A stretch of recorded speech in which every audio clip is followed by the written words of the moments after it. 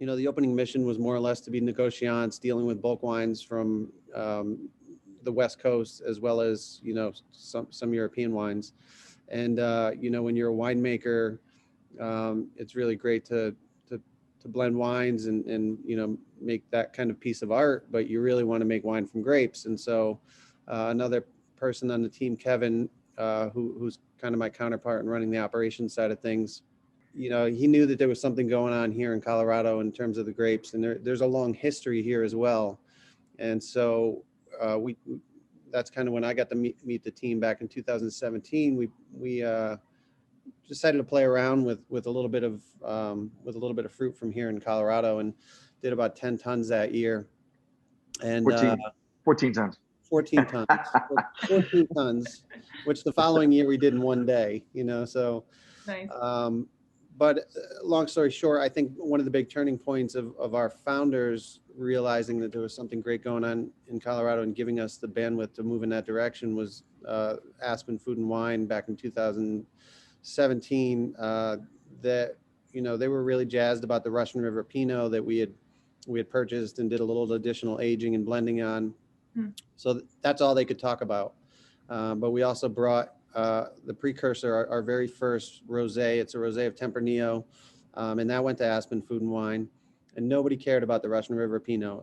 Our owners thought that was going to be the cat's meow. Everybody was going to dig it. All anybody cared about was the Colorado wine, and so that let them really realize that there was something happening and a potential. And so it grew from 14 tons that first year to 58 the next, and then last year 130 tons, and then this year took a little bit of a step back due to we had a Frost. COVID, as well as the grapes had a tough year this year. So we only got about 70% of what we had contracted for. 4 locations in 4 years, and so you're right, it's overwhelming, and InnoVint helps us keep it all together on the production side, thankfully.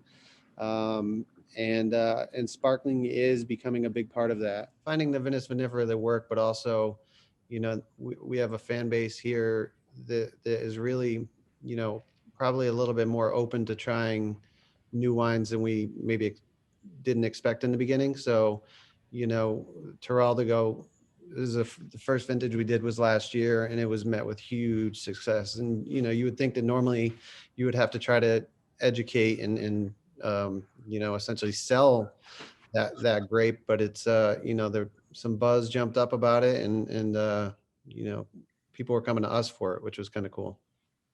Stylistically, though, the wines are all, as far as Colorado's concerned, we're trying to go for more terroir-driven wines, less barrel influence, a lot of neutral oak, and really just trying to let the fruit speak for itself as best as possible.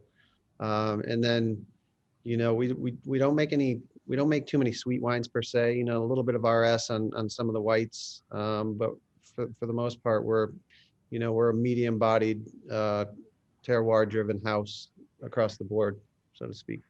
From a standpoint of streamlining the ease of use, Charmat is probably will be, likely more Charmat heavy than the Method Champenois in the coming years.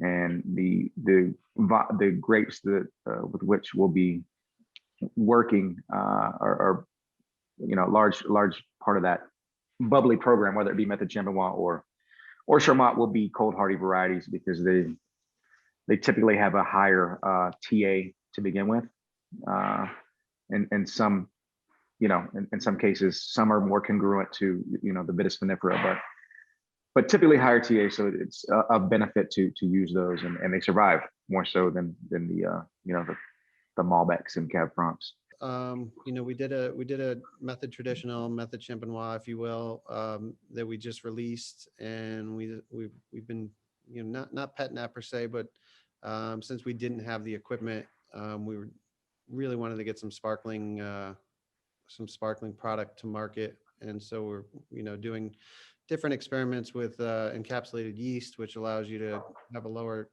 shorter secondary fermentation time, and then our Charmat tanks. This is our first set of Charmat tanks in the back, actually. So they came online. We finally got everything installed and our first batch is up and running in that. And then as far as the new Palisade property, that's going to be very heavy into the Charmat. We're going to have additional tanks. We have a little bit more space out there, and the grapes that we're planting are geared toward putting into that Charmat program out there. So while we have 2 tanks here, we'll probably have 4 to 5 out there. Is there anything else that you had to invest in up front in order to take on sparkling? One of the prohibitive factors was the it's a different tax bracket, so that was a kind of a deterrent, if you will, of previous faucets. They didn't want to pay extra. Yeah. So that was one of the and just that it's labor intensive in some respects. And space, labor, but yeah. And then getting into the Charmat, that's a whole different ballgame, as far as costs. So cost and knowledge, in addition to paying for that equipment, and then finding out, initially we were going to go for a 6 bar in terms of pressure, and then finding out that it's really hard to find equipment that's rated for 6 bar out there. So then having to change our original intent a little bit and dialing that back, and just finding out which equipment that we have in house is going to work, which is almost none of it. And then having to go out and purchase the filters that'll handle 5+ bar, as well as the fillers that are going to handle 5+ bar, and just really being cautious, because working with pressure is very dangerous. And so that's a big aspect of it. The reason why you're involved in Charmat, is it because it's just a faster time to get product to market? Turn around, and as well as space. I mean, tirage cages, you have 500 bottles per cage, but that takes up some space. It's a footprint. It's quite a footprint. With that method champenois, the minimum you probably want to be in tirage is probably a year. So imagine having just cages full of bottles, and then every vintage on top of that having to keep up with the demand. So we definitely love both formats for different reasons. It's like your kids. They both have unique qualities, and you go in different directions. But we can and some are more costlier. Some are costlier than others. Yeah, indeed. So accident prone. We'll end up foresee doing 3 different tiers of our sparkling program. One being the base sparkling, with it primarily coming out of the high volume program out in Palisade. That they're really, if we play it right, we might be able to turn it into a national brand. Then we have our mid tier, which is unique and Colorado focused, and then that's also Charmat. And then our higher tier being a method champenois product that maybe doesn't even come out every year. It really depends on whether or not we get a great set of fruit to fulfill that program for that particular year. So a vintage bottling on that. For other winemakers and clients that are watching this that are thinking about getting involved in sparkling, do you have any words of advice? Plan accordingly. It's a lot of doing your due diligence and working with your equipment manufacturer and asking the questions, and trying to have the foresight of what you're going to need before you actually delve into it. But I think sparkling is one of those things that it continues to be a category that it grows by leaps and bounds every day. You see the trends in the market and the things that are here to stay, you kind of know. And while, rosé back in the day was sweet and was white zin, we now know what rosé has become. And sparkling wine tended to be just something for celebration for so many years, and it was only for special occasions. But it's definitely starting to become an everyday thing that, when that hits, it's not going to go away ever. So that time and due diligence and financial investment is probably, at the expense of creating more competition by saying it. It's going to be worth it. I feel like, but make sure you dot all your I's and cross all your T's before you actually put your foot in the water.